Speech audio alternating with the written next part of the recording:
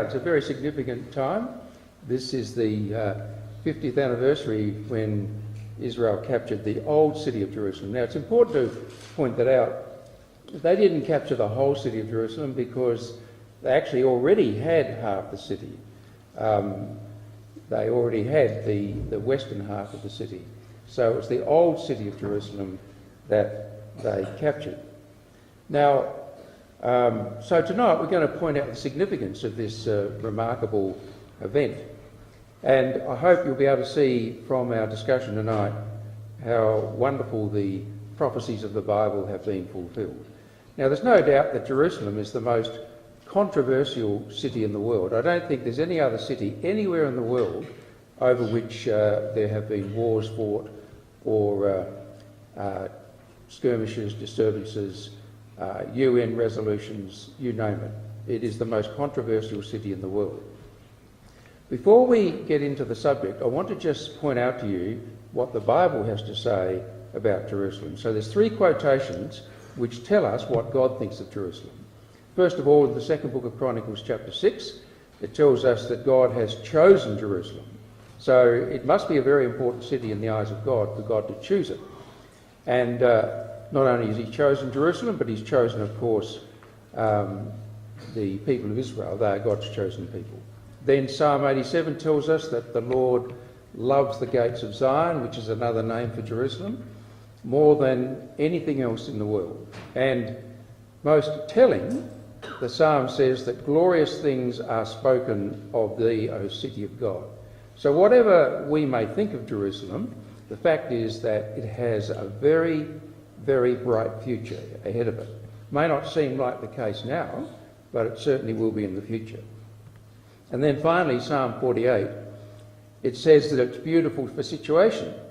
It may not look like that now, but the fact is that in the future, the area where Jerusalem now is situated is going to be elevated, and in that area the temple of God will be built. It's called the joy of the whole earth. Well, you wouldn't call that now, would you? It's not the joy of the whole earth. It is a city over which there's much strife and tension. And lastly, it's described there as the city of the great king. Now, we know who that great king is. It's unquestionably Jesus Christ. He is the great king that's going to reign from Jerusalem. Now, a few facts about Jerusalem. 3,000 years ago, it was the capital of Israel. It's been attacked 52 times, besieged 23 times, ransacked 39 times, destroyed and rebuilt 3 times, captured and recaptured 44 times. And yet, today, it is the capital of Israel. So after 3,000 years, it's still the capital of Israel. Now, in that photograph there on the right, you'll see there the little circle with those names attached to it. Salem, Jebus, Jerusalem, the city of David. All of those titles were names given to that ancient area. You see, the modern city of Jerusalem occupies quite an extensive area. If you've ever been to that area, you'll know that Jerusalem is quite a large city. But in that little area there, designated by the circle, that was the original area of Jerusalem when it was captured by King David's army, and also when it became David's capital. That was the place from which David was the king. So it was only a small area, but that was the area that was occupied. Now let's jump forward about 1,000 years from the time when King David reigned over Jerusalem. King David reigned over Jerusalem about BC 1000. Now we go forward to the birth of Jesus. So there's a map of the Roman Empire, and you'll notice there on the right-hand side, you've got the area of Palestine, which is the area of modern-day Israel and Jordan and a few other nations as well. It's interesting to note that in the time when Jesus was born, there were about 750,000 people living in Palestine. So it was a reasonable population. Not like today. The population of Israel today would be around about 8 million. So it wasn't a huge city, but it was big enough. And in Palestine, in Jerusalem, we had the temple. The temple was the central place of worship in the time when Jesus lived. And by the time Jesus lived, Jerusalem was quite a reasonable sized city. For many months before Jesus died, the inhabitants of Jerusalem, the people, had gradually turned against him.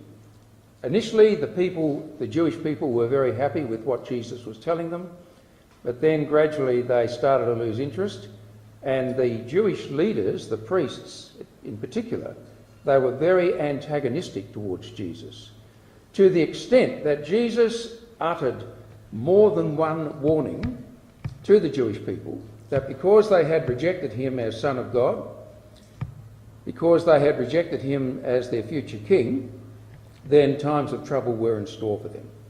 So here's on the left-hand side a prophecy from Matthew, where Jesus is talking to the Jewish people, and in particular their city of Jerusalem.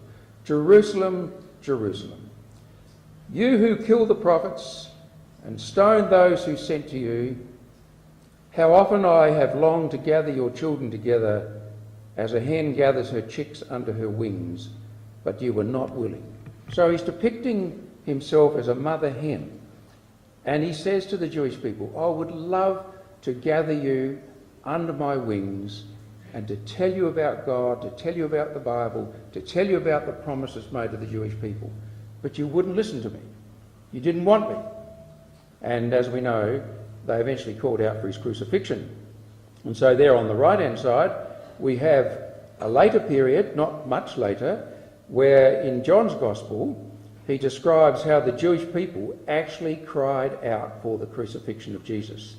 They cried out concerning Jesus, away with him, crucify him. The Roman governor, Pilate, said, shall I crucify your king? He was called that in the Old Testament. We looked at that in Psalm 48. The chief priests, now note that, the chief priests answered, we have no king but Caesar. They refused to recognise that Jesus was their king, promised to them in the Old Testament. So Pilate handed Jesus over to be crucified. Now, not long before that, Jesus had actually uttered a warning to the Jewish people. We read that tonight in Luke chapter 21. And this is the warning. When you see Jerusalem being surrounded by armies, you will know that its desolation is near. Then let those who are in Judea flee to the mountains. Let those in the city get out, and let those in the country not enter the city. So Jesus warned the people of his day that because of their wickedness, because the fact that they had rejected the Son of God, then Jesus knew that a time of punishment was coming upon them. And although it didn't happen straight away, in fact, the destruction of the city of Jerusalem did not take place until about 40 years after Jesus uttered these words. But the fact is, it happened. In AD 70, the Roman armies came down into Israel and they besieged the city of Jerusalem. Jesus said that Jerusalem would be trampled underfoot. Jerusalem would be attacked, destroyed, and it would lay in ruins for a long time. And we don't have to doubt the historical facts. You don't have to turn to the Bible to read about the sacking of Jerusalem in AD 70. You can turn to many historical accounts which tell us that the Romans attacked the city in AD 70.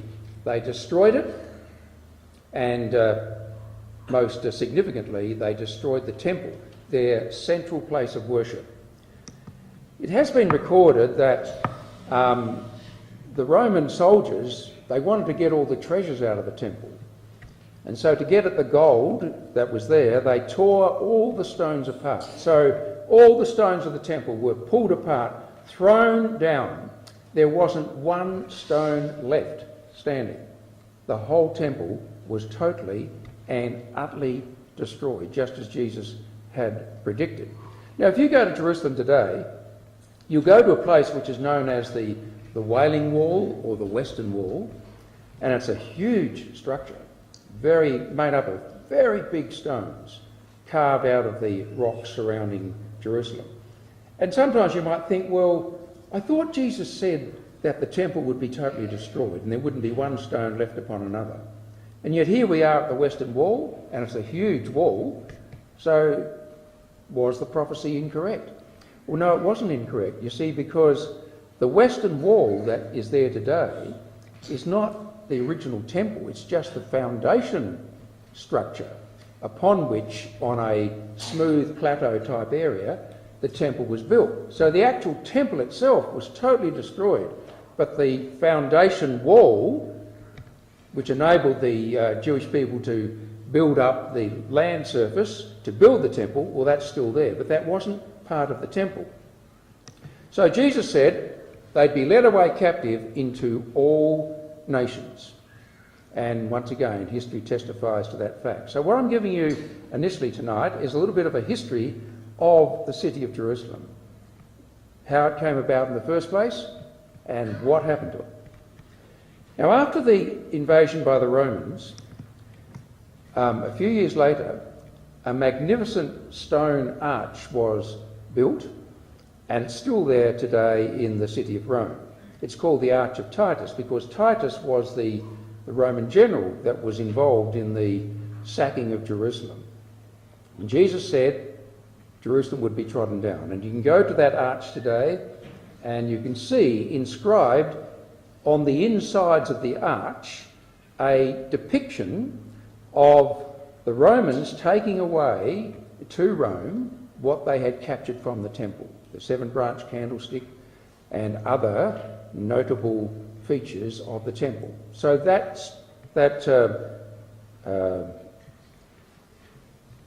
I'm trying to think what you call it. Engraving, say. That engraving inside the arch of the Arch of Titus, that's an actual photograph of what is inside the arch. It depicts the leaders of Israel being taken captive, along with many of the riches and the beautiful furniture of the temple. Now, the amazing thing is this. As I said, you can go to the city of Rome today, and that arch is there. It's been standing there for over 1900 years. A magnificent structure. And yet, we ask the question, where is the Roman Empire? It doesn't exist. Yes, there is the Italian nation, and they have a government. But you know, the nation of Italy today is just nothing compared to the mighty Roman Empire of 2,000 years ago. It's just nothing. And God made a promise that although the Jewish people would be taken captive, they would never ever be completely destroyed. Well, they were scattered. And there on the map is a diagram depicting the scattering of the Jewish people from the area of Palestine from the year AD 70, when the Romans attacked the area, right through to AD 500. Of course, since AD 500, the Jewish people have been scattered even more, and that's why Jews are found in all parts of the world. It was just a complete, total scattering of the Jewish people. And their once favoured and beloved homeland of Palestine, or the Promised Land, perhaps would be a better way of describing it, was no longer inhabited by Jewish people, except, I suppose you could say, just a few here and there, a remnant that held out as very poor people in the land. And talking of the scattering, here's an artist's depiction of Jews fleeing a pogrom in Russia. And what I'd like you to note is this, that when the Jews were scattered, it wasn't just that they were scattered into all parts of the world and then they settled down and lived a comfortable life and they got on with everyone and they became assimilated into the business of the country. They became accepted by all the residents. That wasn't the case, you see. Except in very few places. Wherever the Jews went, they were disliked, they were hated. They were accused of being responsible for all the misfortunes that came upon their host nation. So if there was a famine or a flood or disease or unexplained deaths of people in a city, the Jews would be blamed.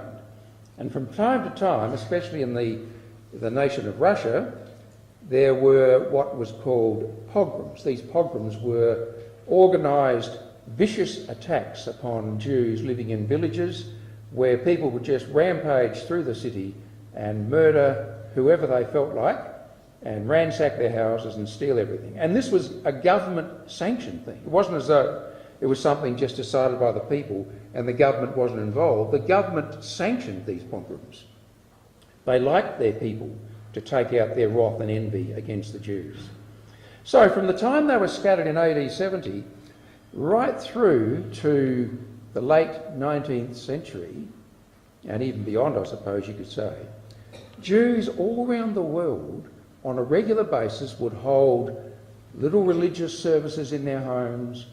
They'd gather around the table and Father would tell them all about the grand past of Jerusalem and how that Jerusalem was once a beautiful city and how the Jews were once favoured by God and how David ruled over them as a king. And they'd light a candle and the father would pray and say to his family, next year in Jerusalem. And you know, that sort of prayer was kept up by the Jewish people year in, year out for hundreds of years. They always dreamt that one day they would get back into Jerusalem. Centuries rolled by, century after century, and it never seemed possible that they would get back to the promised land. Now here's a quotation from Jeremiah. Behold, says God, I will send for many fishers. So God predicted a time would come when the Jews would be asked, would be drawn back into their land. A time would come when things would start to change. And instead of the Jewish people being kept out of Palestine, the time would come when they would gradually be drawn back to the land. And so initially, fishers were sent. God says in Ezekiel, thus saith the Lord God, behold, I will take the children of Israel from among the heathen whither they be gone, and will gather them on every side and bring them into their own land. Now I want you to notice that when God says he's going to bring them back into Israel, he doesn't say I'm just going to bring them back into a land that they can dwell and once again become prosperous. He says I'm going to bring them back into their own land. You know, all around the world today there are constant discussions held in the United Nations in New York City and in the world press, and world leaders of every nation will always be discussing the issue as to who really owns that land of what is known today as Palestine. Well, who owns it? God said 2,600 years ago, the Jews own it. Not because they just decided to own it. They own it because God gave it to them. You see, God really owns the land. But God said to the Jewish people, I will give you that land. That is my gift to you, so long as you are obedient and serve me in truth. So God was, through the prophet Ezekiel, foretelling a time when they would come back to that land that God had given to them. All right, now we move forward to the year 1897. And on the 29th of August 1897 was a very important congress or a meeting held in Basel, Switzerland. And that meeting was known as the First Zionist Congress on the 29th of August 1897. And the man that organised that congress was a German Jewish man called Theodor Herzl. And he was fervently involved in trying to persuade the Jewish people that they had to get back to their promised land. He wasn't a particularly religious man, but he fervently believed that the area where the Jews once lived and from which David once reigned at Jerusalem, it belonged to the Jewish people. And the resolution passed at that Congress was this: to establish a home for the Jewish people in Palestine secured under public law.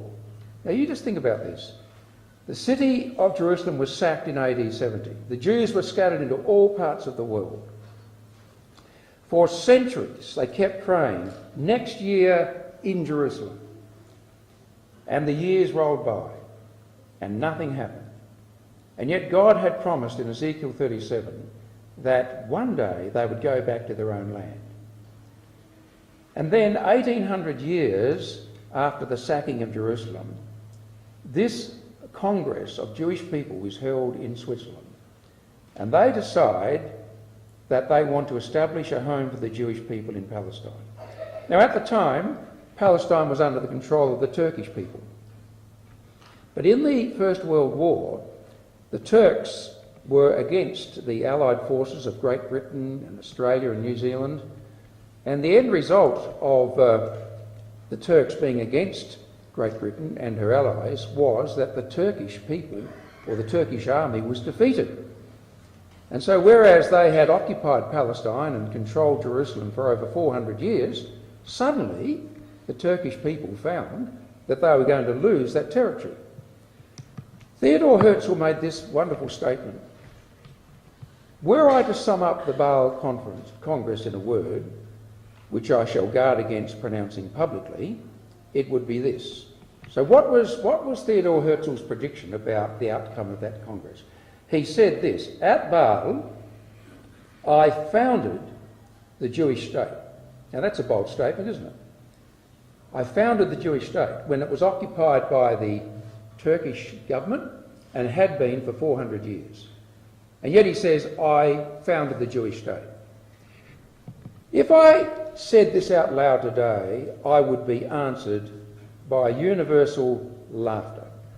But he says, perhaps in 5 years, certainly in 50 years, everyone will know that this statement of mine will be true. He wasn't a religious man.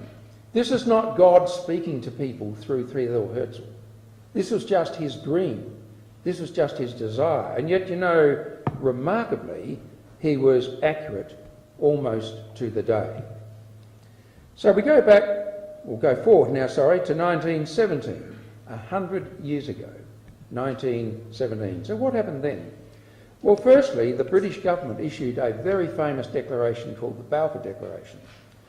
In that declaration, the British government said that they were very favourably disposed to helping the Jewish people establish a home for themselves in Palestine. Can you imagine how the Jewish people would have thought, or what they would have thought when they received that letter? How would you think? Your people have been scattered all around the world for 1900 years. The land had been occupied and controlled by the Ottoman Turks for 400 years.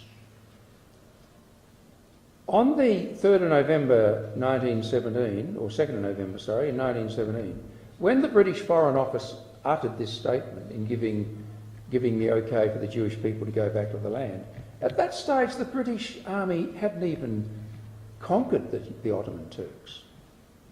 They had just captured, effectively, one city, and that was Beersheba. All the rest of the land had yet to be conquered by the British, and yet the British government was confident enough to say, we will allow the Jewish people to go back.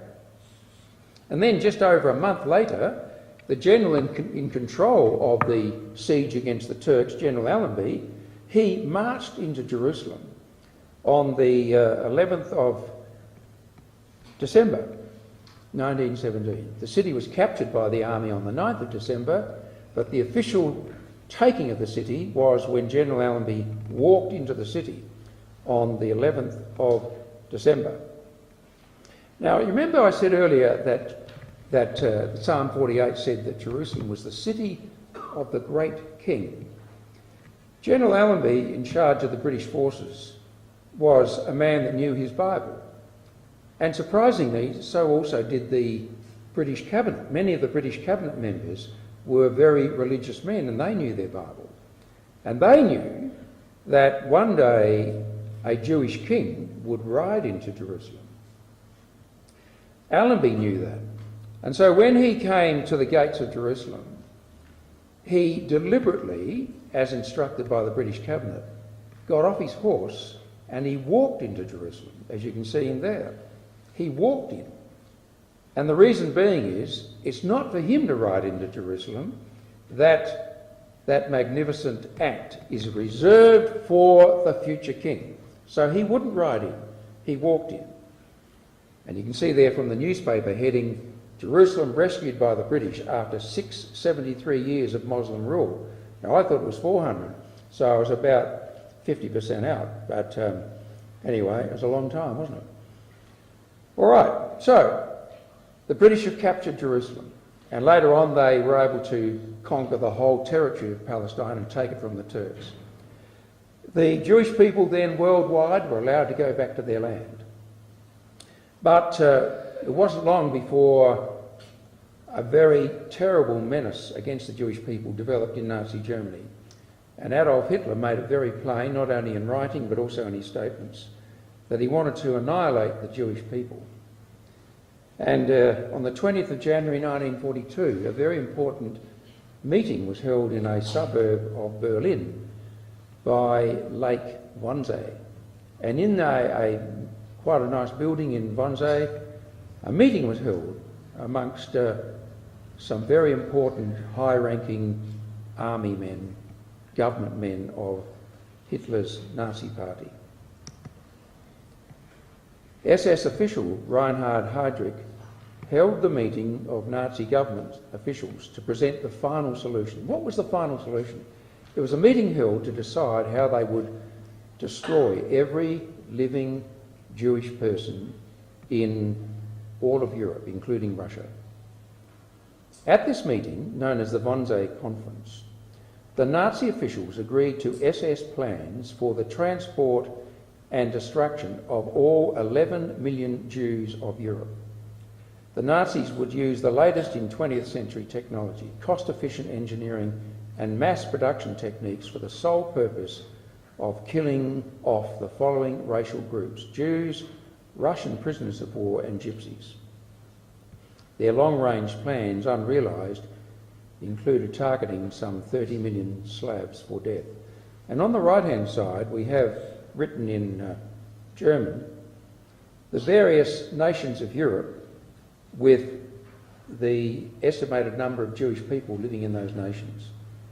And although we can't read all of the German words, but the fourth name down is called the General Government, and that was a territory which was once part of Poland.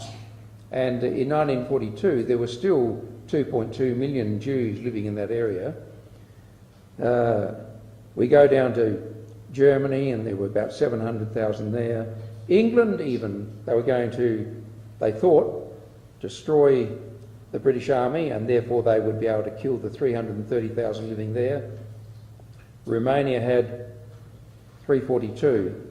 But look down the bottom, the USSR, the old name for Russia and her satellite nations, 5 million Jews, 11 million in total. And if Germany had been successful and had been able to defeat the British Army in the Middle East, they would also have destroyed every living Jew in Palestine. That was the dream of Hitler. But we can't forget, can we, the promise made by God. God said, I'll bring them back to their own land. And we have to remember that. So after Germany was defeated in World War II, there was a lot of sympathy for the Jewish people. They had suffered terribly in the Holocaust. 6 million Jews perished at the hands of Nazi Germany. So in 1947, the United Nations held a meeting. And on the 29th of November 1947, the outcome of this special meeting to decide what to do with Palestine was this, that they decided to divide Palestine into an Arab state and an Israeli state, and it was approved by more than a 2/3 majority. And down the bottom you have the map. The sort of the pinkish area was the territory allocated to the Jewish people, and the green area, is that right? No, the green area was the territory allocated for the Jewish people, and the pinkish area was that allocated to the Arabs. Now what I want you to notice is that as far as Jerusalem was concerned, the United Nations said that it would belong to neither side. It would be known as an international city. So let's just think again. Jerusalem was first occupied or first conquered by David and his army 1000 BC. Then, about 500 years later, it was destroyed by the Babylonians. The Jewish people came back, they rebuilt their city and the temple, and then in AD 70 the Romans destroyed the city and the Jews were scattered. Now we're looking at 1900 years later, and the Jews, when they heard that the United Nations was going to divide up the land, they may have thought to themselves, well, are we going to get Jerusalem? No, they didn't get it. But I suppose they were thankful that neither did the Arabs. It was to be an international city. I want you to just look at these words taken from the prophecy of Ezekiel in chapter 37. Ezekiel had a vision of a valley of dry bones, and they were so dry that they could never live again by human hands. And yet Ezekiel was asked, Ezekiel, do you think that these bones can live? And Ezekiel wasn't game enough to give an answer. He said, Lord God, you know the answer to that. How can I answer that? And God told him, yes, they are going to live. And even though you think that your hope is lost because of the scattering of the Jews all around the world, God said this in verse 12. Thus saith the Lord God, behold, O my people, I will open your graves and cause you to come up out of your graves and bring you into the land of Israel. And ye shall know that I am the Lord when I have opened your graves, O my people, and brought you up out of your graves. So there was the promise. They were going to come back to their land. Only 6 months after the United Nations resolution, David Ben-Gurion, as the first Prime Minister of the modern state of Israel, stood up in a building in Tel Aviv on the 14th of May 1948 and proclaimed the revival of the Jewish state of Israel. The New York Times said it was the first Hebrew nation in 2,000 years. Well, probably not quite right, but anyway, it was close to it. Now, the day after that proclamation was made, the Arabs attacked the new fledgling state of Israel. They not only attacked Israel, but they said to the Arab people, just relax, we will defeat the Jews conclusively, and all the Jews will be thrown into the Mediterranean, and you can then just walk in and take their land. So that took place a day after the Jewish state of Israel was proclaimed. Well, after many months of fighting, a ceasefire was proclaimed. The Arabs did not succeed in throwing the Jews into the Mediterranean. And in fact, the Israeli people were able to take control of much more land than had been allocated to them by the United Nations. But what I'd like you to notice is this, that as far as Jerusalem was concerned, now it's no longer an international city because the Jordanians captured the West Bank. Now that was supposed to be given to a new Arab state, but the Jordanians said, no, we'll take it. And not only did they take the West Bank, but they also took the whole city, well, the old city of Jerusalem. And even though in the armistice agreement that was signed in 1949, Jordan was supposed to set up a special committee to work out who was going to rule Jerusalem, the Jordanians refused. And for the next 19 years, from 1948 to 1967, the Jordanians occupied Jerusalem. That is the old city. And the Jews, no Jew was allowed into the old city of Jerusalem. So now we're getting close to 50 years ago, 1967, the battle for Jerusalem. It's called the 6-Day War. 6 days because it was all over and done with in 6 days. Now, when the battle started, the Israeli Prime Minister and the army said to the Jordanians, now look, stay out of this war. We don't want to fight with you. We've got enemies, but we have got really no axe to grind with you, so stay out of the war. The Jordanians wouldn't listen. They said, no, we're part of the Arab team, we're coming into the war. So because Jordan came into the war, Israel was forced to fight Jordan, and in the course of that battle, they captured the old city of Jerusalem. They moved in to try and capture the city on the 6th of June, and a day later, on the 7th of June, the capture of the old city of Jerusalem was completed.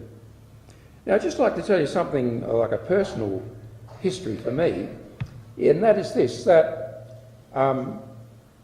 At this time, 50 years ago, I was due to give a talk at the Warradale Community Centre, I suppose you call it, just by the Warradale station.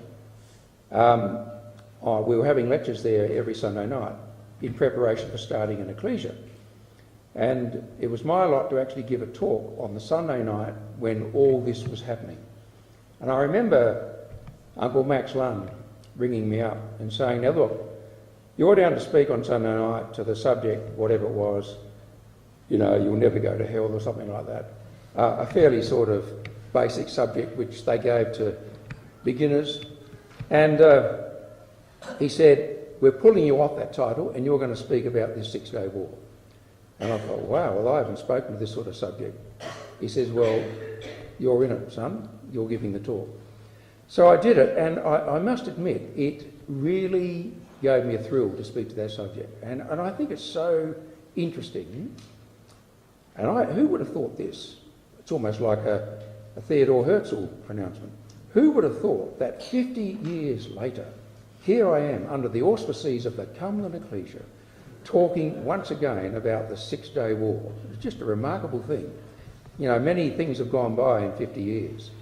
I've seen Bruce Gerd go from a big man to I really need my magnifying glass on to see.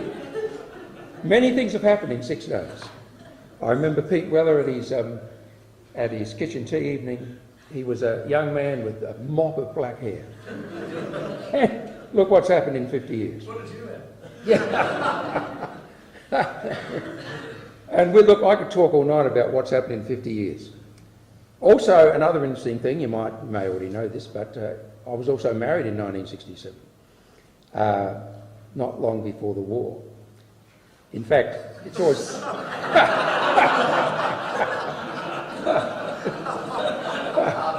Yeah. I often say I was married in February 1967, and shortly after that there was the war. But anyway, time's running out.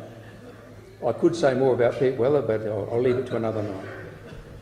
Do you know Pete Weller used to drive around in about a 1946, was it a Singer Roadster?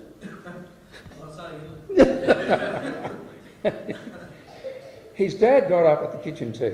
Sorry, his father-in-law got up, Uncle Art, and he was giving a talk about Pete Weller. And he said, you know, when Peter was a younger man, he used to like something a bit sporty. And he was referring to his Singer Roadster, like a mini sports car, but could only do about 50 miles an hour, flat out. But then he said, as he developed, he got rid of the sporty sort of way of life, and he settled down for something more serviceable, and the more serviceable was Shirley. So she's not a sporty type, she's more serviceable. Right, so after 1900 years, here is the Israeli army. This is the actual shot of the army. You know, for many months I could only get a black and white picture of this, but I stumbled across this coloured one, and it was fantastic. There is the army of Israel. They're ready to move in on the 6th of June. It's a great shot because there in front of them is the old city of Jerusalem. After 1900 years, it's within their grasp. And then the next day, there's great excitement. You have the army generals moving in, the IDF, the Israeli Defence Forces, liberated Jerusalem. They said, we've got back to the city and it's ours, never to part from it again. Then you have a picture of the army emotionally crying, weeping at the Western Wall, the foundation of the old temple. And then on the right, you have the Israeli rabbi, the military rabbi, Harav Goren, blowing the shofar, the trumpet, to celebrate this magnificent victory. Incredible victory. 40 years after the British had captured the city 50 years after the British had captured the city in 1917. Here's a little comment given by the mayor, the current mayor of Jerusalem. He said, when the city was captured, my family and I went out to walk the streets of our newly reunited city. I saw the adults around me crying. As a child, I couldn't understand. Only years later did I realise the source of that outpouring of emotion. In that moment, we fulfilled a 2,000-year-old dream. We returned to the roots of our history, the city of David, the Temple Mount, the Mount of Olives, and the Western Wall. We united east and west, north and south. Jerusalem's unity has strengthened us all. And I think when you read emotional comments like that, you get a bit of an idea as to why the Jews will not divide that city again. They've got the whole city. They've got the new city and they've got the old. And they're saying to the world, you can't take that city away from us. It's our city. It is where our great King David reigned from. And there's that famous picture there on the right-hand side of those three soldiers. One's got his helmet off and he's looking at the wall, and you can almost feel him saying, I can't believe this, that we have got this city. And there on the left-hand side is the map. And so you can see the old city of Jerusalem. It's not very big, but it means everything to the Jewish people. Well, there's the outcome of the Six-Day War. Many magazines highlighted the incredible victory. And on the right-hand side, you've got the territory that Israel gained in brown, or whatever colour you like to call it. They got all of Jerusalem, they got the West Bank, they got the Golan Heights, and they got Egypt and Gaza. Well, since then they've given Sinai back to Egypt, they've given Gaza back to the Palestinians, but they've kept Jerusalem and they've kept the Golan Heights, and currently the West Bank is a territory under, you might say, administration. They haven't annexed it. So where do we go from here? It's 50 years since the Jews captured that city. What's next? 50 years since the reunification of Jerusalem.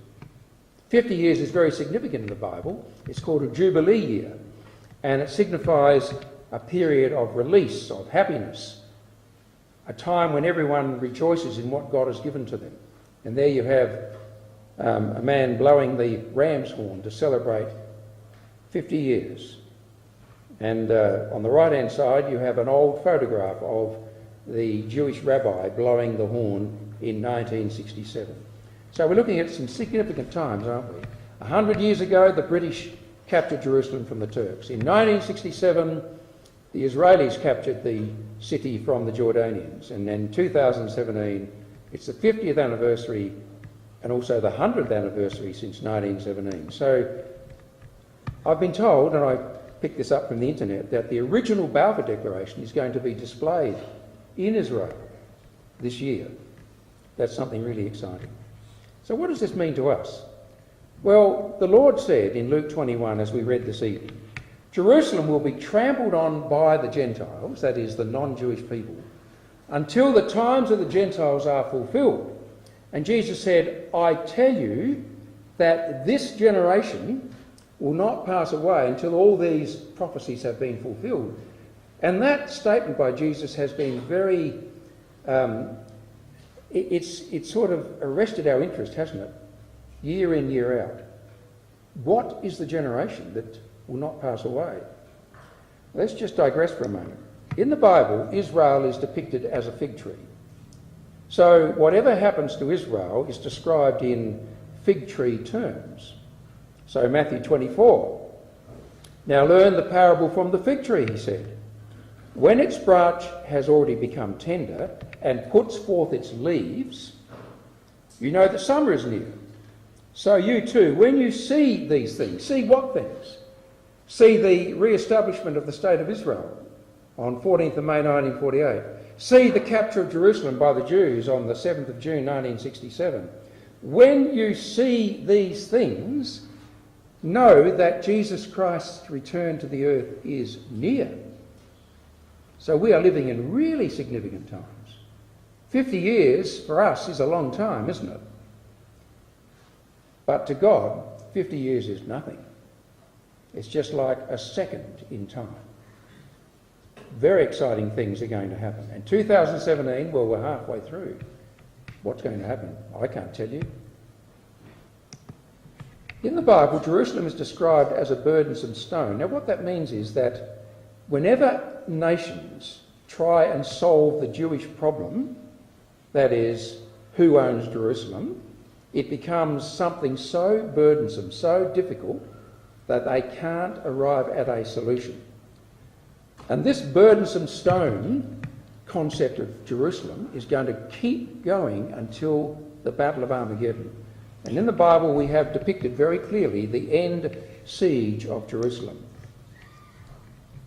The Prime Minister of Israel was right when he said, after nearly 4,000 years of Jewish history, inextricably tied to this land, almost 100 years after the Balfour Declaration, well, it is 100 years now, 68 years after the establishment of the State of Israel, there are people who still deny our strong connection to the land.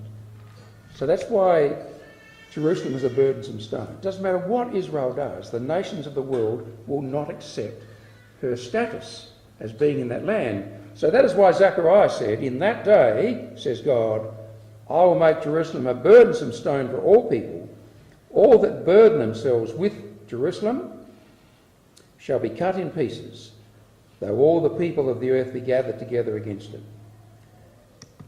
What do you think Russia's next move will be? Russia is a very powerful nation. And the Bible makes it very clear in Ezekiel 38 that a time is coming when Russia, together with all those other nations depicted there in red, will move against Israel. Why will they move against Israel? Well, the Bible says to take a spoil, to take a prey. And some of that spoil could well be the holy sites that are in Jerusalem. Do you know that a lot of the real estate in Jerusalem, a lot of the holy sites, are Russian Orthodox Church possessions? And I can well imagine the time fast approaching when the church, in cahoots with the Soviet, or not the Soviet, the Russian army, shall go into Israel. And it's most interesting, isn't it, that in the prophecy of Joel, in the Net version, that invasion is described as a holy war. Proclaim this among the Gentiles, prepare for a holy war. Call out the warriors, let all these fighting men approach and attack. Beat your ploughshares into swords and your pruning hooks into spears. Let the weak say, I too am a warrior.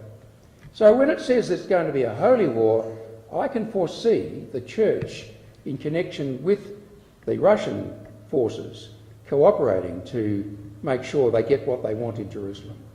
Here's a mock paper headline. This is not real. It's almost like that film or play, wasn't it, by Orson Welles, War of the Worlds. Way back in the 40s, I think, in the 1940s in the USA, they had a play on the radio station, and it was about a great battle was taking place in the world, and the people listening to the play were so alarmed they thought it was real, and it just about freaked all the US citizens out of their socks. Now, so I'm just telling you, this one on the left is a mock title, but nevertheless, you can imagine the papers recording this invasion of Israel and the attack on Jerusalem. Jerusalem falls, Russian intentions clearly show, as city is pillaged, inhabitants take captive, prayer vigil by desperate Jews. Well, what does Zechariah say? For I will gather all nations against Jerusalem to battle, and the city shall be taken, and the houses rifled, and the women ravished, and half of the city shall go forth into captivity, and the residue of the people shall not be cut off from the city. But when the nations invade Israel and try and destroy Jerusalem, that is when God says, that's enough. I know my people have been wicked. I know they deserve judgment, but they don't deserve annihilation. And they're not going to be annihilated, says God.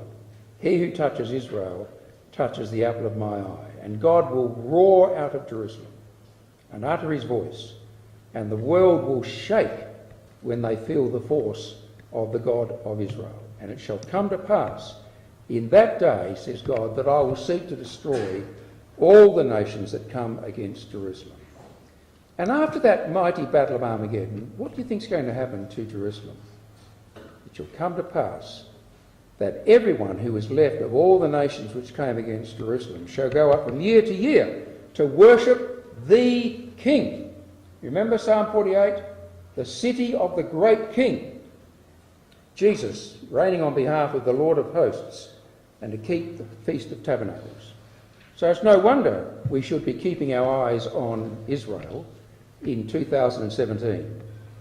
And no wonder we feel the effect of Isaiah 43, where God said that the Jews are God's witnesses. So whatever happens to the Jews, whether they're attacked, whether their cities destroyed, whether they're scattered into all parts of the world, whether they come back to their land, whether they recapture the city of Jerusalem, whether they're going to be invaded again, all of these things are witnesses to the fact that God exists.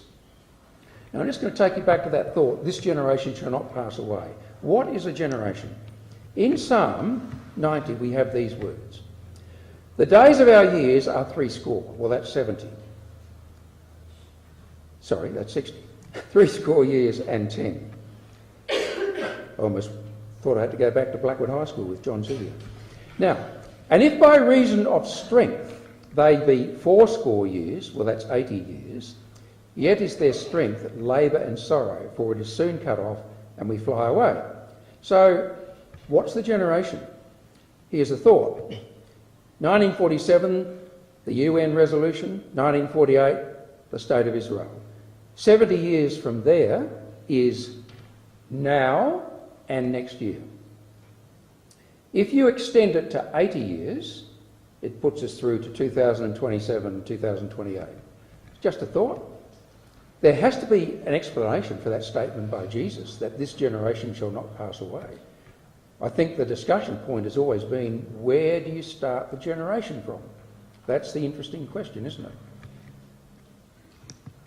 The bigger question is, are we ready for the coming of Christ? And I will make them one nation, says God, in the land, and one king shall be king to them all, and I will cleanse them. And we know that in Jerusalem, when it's elevated, beautiful for situation in Psalm 48, it will be an elevated city. The great temple depicted in Ezekiel's prophecy will be built, and it will be a house of prayer for all peoples. And in that day, the Jewish people won't be hated like they are today. They will be loved and respected. Thus saith the Lord of hosts, it shall yet come to pass that there shall come people, and the inhabitants of many cities, and the inhabitants of one city shall go to another, saying, let us go speedily to pray before the Lord and to seek the Lord of hosts. I will go also, yea, many people and strong nations shall come to seek the Lord of hosts in Jerusalem, and to pray before the Lord. Thus saith the Lord of hosts, in those days it shall come to pass that 10 men, and the number 10 in the Bible represents everything, it's a representative number, so effectively Zechariah is saying people from all around the world, represented by the 10 men, shall take hold out of all languages of the nations. And you can feel the build-up in this.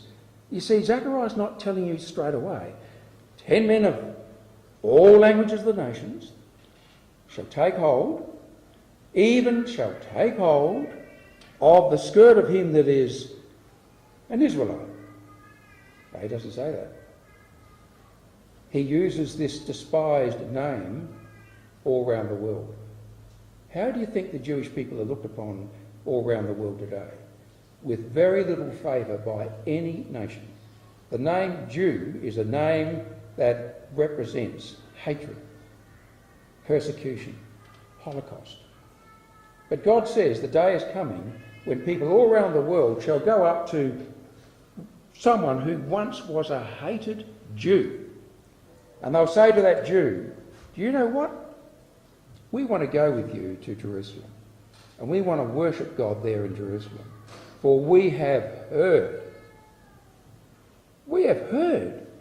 that the God of all the earth is with you, of all people, you. What a fantastic quotation that is. Good news. Jerusalem, centre of conflict, yes, but centre of peace. And the final message for us tonight is pray for the peace of Jerusalem. They shall prosper that love you. So that's the history and the future around June 1967.